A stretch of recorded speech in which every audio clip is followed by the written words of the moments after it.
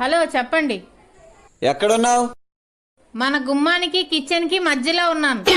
నీకేమైనా పిచ్చా? ఇంట్లో ఉన్నానని చెప్పొచ్చుగా. మీకే పిచ్చండి, ల్యాండ్ లైన్ కి ఫోన్ చేసి ఎక్కడున్నావు అని అడుగుతున్నారు. ఎక్కడికి వెళ్తున్నావు? మా అమ్మగారింటికి. ఎందుకు? 2 రోజులు ఉండి వస్తా. అయితే నేను వెళ్తాను మా అమ్మగారింటికి. మరి పిల్లలు? నువ్వు ఎక్కడికి వెళ్తున్నావు? మా అమ్మగారింటికి. నేను ఎక్కడికి వెళ్తున్నాను? మీ అమ్మగారింటికి. వాళ్ళు ఎక్కడికి వెళ్ళాలి? అంటే అమ్మా ఆకలేస్తుందమ్మా, ఓ 10 రూపాయలు ఉంటే దానం చేయండి అమ్మా. చిల్లర లేదు బాబు. అమ్మా ఈ పేదవాడికి 10 రూపాయలు ఇస్తే ఆ దేవుడు మీకు 100 రూపాయలు ఇస్తాడమ్మా. నీకు 10 రూపాయలు ఇస్తే దేవుడు 100 రూపాయలు ఇస్తాడా? నిజంగా ఇస్తాడా? నిజంగా ఇస్తాడమ్మా. అయితే దేవుడిని 100 రూపాయలు అడుగు. నువ్వు 50 నేను 50 తీసుకుందాం. నిద్రలో పుట్టింది స్వప్నం, నింగిలో పుట్టింది నక్షత్రం, నీటిలో పుట్టింది కమలం. నీకేం పుట్టింది మాయరోగం? నాకు మెసేజ్ చేయట్లేదు. సార్ ఏమైనా పాత సామాన్లు ఉన్నాయా? కుంటాను.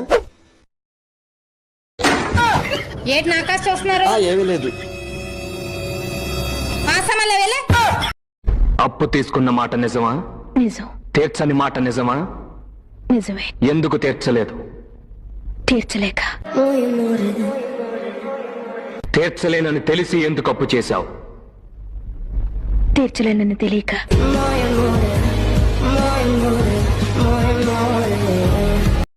అమ్మగారు మీకు ఫోను.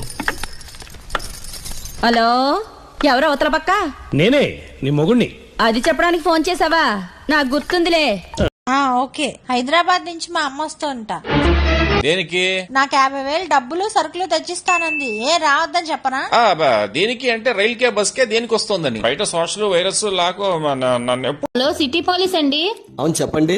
సార్, జగదంబ మసీద్ దగ్గర ఉన్న సీసీ క్యామ్ పనిచేస్తుందండి. పనిచేస్తుంది చెప్పండి. సార్, ఆ ఎదురుగా ఉన్న పానీపూరి బండి ఉందో లేదో కొంచెం చూసి చెప్పండి సార్.